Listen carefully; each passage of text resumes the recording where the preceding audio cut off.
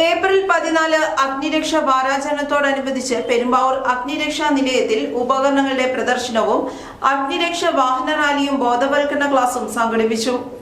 അഗ്നിബാധ, പ്രകൃതി ദുരന്തങ്ങൾ, വാഹനാപകടങ്ങൾ തുടങ്ങി എല്ലാ അടിയന്തര സാഹചര്യങ്ങളിലും രക്ഷാപ്രവർത്തനം നടത്തുന്ന അഗ്നിരക്ഷാ സേനയ്ക്കായാണ് ഈ ദിനം. Station officer T K. Suresh fire service flag ഉയർത്തി. നമസ്കാരം.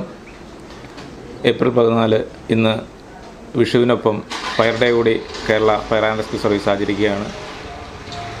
1944 ഏപ്രിൽ 14 ബോംബെ തുറമുഖത്തുണ്ടായ ഒരു കപ്പൽ അപകടത്തിൽ 59 അഗ്നിരക്ഷാ സേനാ അംഗങ്ങൾക്ക് ജീവൻ ബലിയർപ്പിക്കേണ്ടി വന്നു. അതിൻ്റെ ഓർമ്മയ്ക്കായിട്ടാണ് ഏപ്രിൽ 14 മുതൽ 20 വരെ അഗ്നിരക്ഷാ വാരാചരണമായിട്ട് ഇന്ത്യ മുഴുവൻ ആചരിക്കുന്നത്.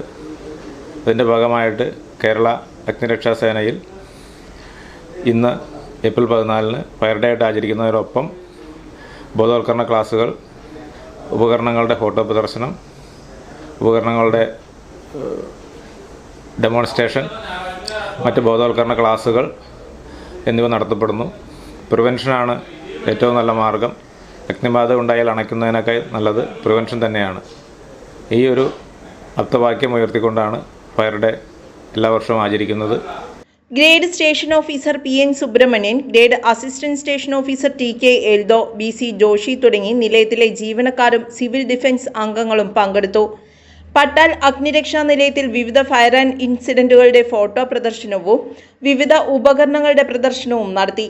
പ്രദർശനം കാണുവാൻ വരുന്ന ആളുകൾക്ക് ബോധവൽക്കരണ ക്ലാസുകളും നൽകി.